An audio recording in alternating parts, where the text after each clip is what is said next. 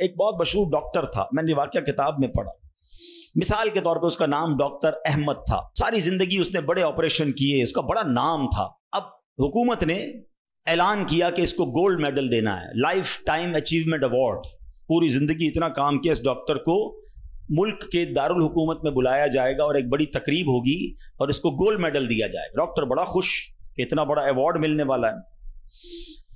Doctor صاحب نے flight بک کی، جہاز میں بیٹھے.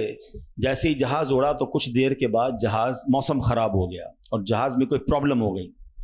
تو جہاز کو راستے میں کسی چھوٹے سے ایئرپورٹ پر اتار لیا گیا. ڈاکٹر صاحب جہاز سے نکل کر عملے کے پاس جاتے ہیں کہ بھائی کب جہاز اڑے گا، میری تو وہاں بہت اہم تقریب ہے اور سارا پروگرام میرے لیے سجایا گیا ہے، میں چیف گیسٹ ہوں، مجھے گولڈ میڈل ملے گا، بتائیں دوبارہ جہاز کب اڑے گا. کثر چھوٹا سا ایئرپورٹ ہے، جہاز کا پرابلم بڑا ہے، اتنا جلدی ٹھیک نہیں ہوگا. آپ کو اگر پہنچنا ضروری ہے تو آپ کو ایک گاڑی لیں کرائے پر اور بائی کار چلے جائیں، آپ پہنچ جائیں گے اپنی تقریب سے پہلے. ڈاکٹر نے کہا یہ بھی آئیڈیا ٹھیک ہے، جہاز کے انتظار میں کہیں میرا پروگرام ہی مس نہ ہو جائے. ڈاکٹر صاحب نے گاڑی بک کی، رینٹ کار لی. جیسے ہی راستے میں گئے تو زبردست بارش، آندھی طوفان. اس اندھیرے میں، اس آندھی طوفان میں ڈاکٹر صاحب راستہ بھول گئے اور کسی مین ہائی وے سے نکل کر گاؤں کے روڈ پہ چڑھ گئے. بہت دیر تک راستے میں، اب بھوک بھی لگ رہی، کھانا بھی نہیں کھایا، اندھیرا گپ، بارش ہو رہی ہے.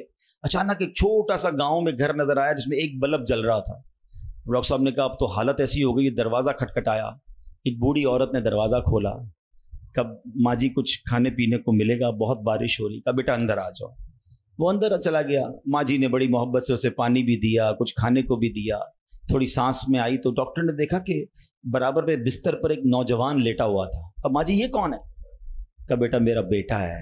کیا ہو گیا اسے؟ کہا اس کو بہت بڑی بیماری ہے. ماں جی علاج کیوں نہیں کرواتی؟ ماں جی کہتی میں نے گاؤں کے ڈاکٹر کو دکھایا ہے، ڈاکٹر کہتے ہیں ہمارے وطن میں ایک ہی ڈاکٹر ہے جس کا نام ڈاکٹر احمد ہے، وہی اس کا علاج کر سکتا ہے. مگر بیٹا میں غریب ماں ہوں، میں اپنے بیٹے کو کہاں سے ڈاکٹر احمد کے پاس لے جاؤں؟ نہ پیسے ہیں نہ کرایہ ہے. بس روز اللہ سے دعا کرتی ہوں اے اللہ تو کارساز ہے، میرے بیٹے کو شفا دے دے یا ڈاکٹر احمد کے پاس پہنچا دے. ڈاکٹر احمد رونے لگا. کہتا ہے ماں جی میں ہی ڈاکٹر احمد ہوں اور اللہ نے مجھے تیرے گھر پہ بھیج دیا ہے. جہاز کا خراب ہونا، چھوٹے ایئرپورٹ پر اترنا، رینٹ کار لینا، راستہ بھول جانا، کسی اور گھر پہ نہ رکنا، اسی جھونپڑی کے کنارے پر رکنا اور اس گھر میں جانا اور اس مریض کا علاج کرنا. اب بھی نہیں مانو گے؟ ان اللہ علی کل شیء قدیر، میرا رب جو چاہے وہ کرنے پر قادر. بس ہمارا بھروسہ ہل جاتا ہے. ہم سمجھتے ہیں دنیا والے ساتھ دیں گے، ہم سمجھتے ہیں دنیا والے مسئلہ، ارے دنیا والے تو دکھ ہی دکھ دیتے ہیں. اپنا پرابلم بتاؤ تو ہنستے ہیں، ہم سے کہتے فکر نہ کرو، دوسروں کو بتاتے ہیں دیکھو اس کا یہ مسئلہ ہے، یہ فلاں کام کے لیے آیا تھا، اتنی بڑی بڑی باتیں کرتا ہے، اس کا یہ مسئلہ ہے. ہمارے مسئلے کو انجوائے کرتی ہے دنیا، کون ساتھ دیتا ہے آج؟ مگر جو ہمارے عیبوں پر پردہ ڈالنے والا، جو ہمیں بچپن سے لے کر آج تک نوازنے والا، جو ہمارے گناہ ہونے کے باوجود ہمیں عطا کرنے والا ہے، وہ ہمارا رب کریم ہے. ارے جو ہماری ماں سے زیادہ ہمیں چاہنے والا ہے، ہم اسے کیوں نہیں پکارتے؟ اس کی طرف توجہ کیوں نہیں کرتے؟ حالانکہ اس کی رحمت تو اس کے دروازے کھلے ہوئے ہیں، وہ تو دینا چاہتا ہے.